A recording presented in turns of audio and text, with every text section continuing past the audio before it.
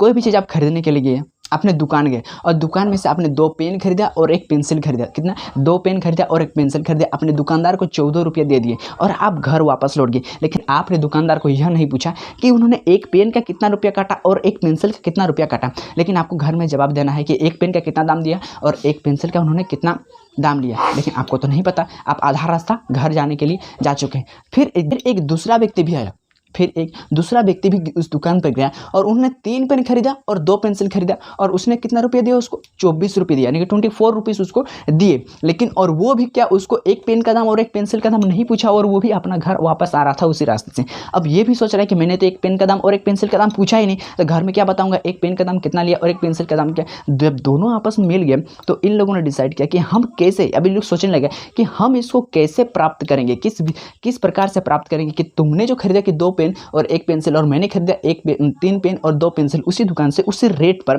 तो यहाँ पर मेरा 1 पेन का दाम और 1 पेंसिल का दाम कितना होगा। इसी चीज़ की इन दोनों के उलझनों जो है, यानी कि इन दोनों के सवालों को हम लोग 3 विधि से आराम से निकाल सकते हैं। एक हम लोग ग्राफ की विधि से भी निकाल सकते हैं, प्रतिस्थापन विधि।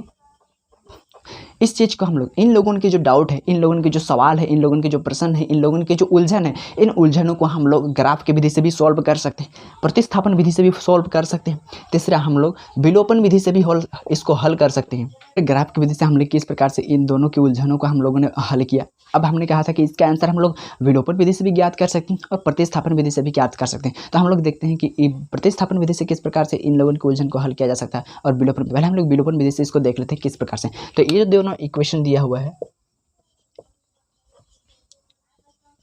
इन दोनों ही इक्वेशन को क्या विलोप कर, आपको पता है नाम से ही आपको पता चल रहा है कि यह विलोपन विधि है, मतलब कोई ना कोई यहाँ पर विलुप्त होगा। विलुप्त मतलब उसको हटाना पड़ेगा।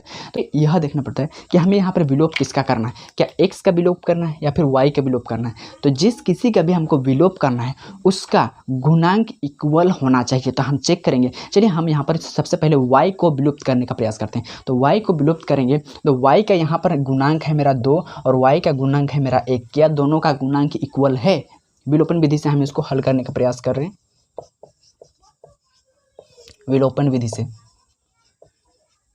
क्या दोनों का गुणांक मेरा सेम है? नहीं, यानी कि क्या इसमें मेरा 2 नहीं है, इसमें मेरा 2 है। तो हम क्या करेंगे, ये जो पूरा समीकरण है, आपको पता है किसी भी समीकरण में इक्वेशन के दोनों ओर, यानी कि समीकरण के दोनों ओर हम लोग किसी को भी जोड़ सकते हैं, किसी को भी घटा सकते हैं, तो कोई भी उसमें चेंजेज नहीं आएगा। तो हम क्या करेंगे, यहाँ पर इस 2 को पूरे टर्म्स के साथ गुना करेंगे, यानी कि पूरा जो समीकरण है इसको 2 के साथ गुना करेंगे। गुना करने से मेरा यहाँ इसके पास भी 2 आ जाएगा। 2 से अगर हम इसको गुना करते हैं तो क्या हो जाता है मेरा 2 दूनी 4x और ये 2y बराबर 2 14 दूनी 28। अब मेरा देखिए यहाँ भी 2 का y का जो गुणांक है वो मेरा 2 है और यहाँ पर भी y का गुणांक 2 है। अब हम क्या कर सकते हैं, इसको हम लोग विलोप करने के लिए मेरा इक्वेशन रेडी है। पहले हम समीकरण 1 को लिखेंगे, फिर समीकरण 2 में रखिए है 3x + 2y बराबर 24। इसको हम विलोप करेंगे। विलोप करना मतलब हटाएंगे, हटाने के लिए घटाना पड़ेगा। वो कंडीशन तय करता है कि घटाएंगे कि जोड़ेंगे। यदि मेरा यहाँ पर दोनों ही चिन्ह अलग अलग पहले से ही दिया हुआ रहता तो हम जोड़ देते, लेकिन मेरा अलग अलग ना हो करके एक ही है तो इसको अलग करना पड़ेगा, यानी कि अलग अलग करेंगे तभी तो घटेगा, मतलब प्लस माइनस करेंगे तब घटेगा, इसीलिए हमको इसको घटाना पड़ेगा।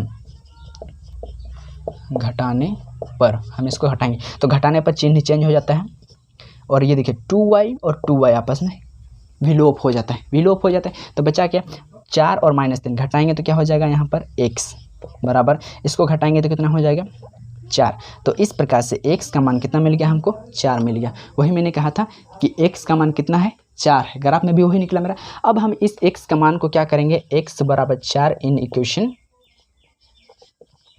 कहीं पे भी रखेंगे, 1 में रखें 2 में रखें, आंसर निकल जाएगा। तो इक्वेशन 1 में हम लोग रखते हैं तो क्या है 2x + y बराबर 12 है, हमको पता है। अब हम क्या करेंगे, x का बराबर 4 यानी कि 2x के जगह पर हम रखेंगे कितना, 4 को रखेंगे प्लस y बराबर 14। तो दिया 4 दूनी 8 + y बराबर 14 और y बराबर क्या हो जाएगा 14 - 8 बराबर हो जाएगा 6। तो y बराबर कितना मिल गया 6। यही चीज़ तो मिला था हमको, x बराबर मिल गया 4 और y बराबर मिल गया 6। यहाँ पर भी हम लोगों को वही देखे थे कि x बराबर मिला था 4 और y बराबर मिला था 6। तो इस प्रकार से प्रतिस्थापन विधि से भी हम निकाल सकते हैं इन दोनों के उलझनों का आंसर। वीडियो कैसा लगा जरूर बताइएगा।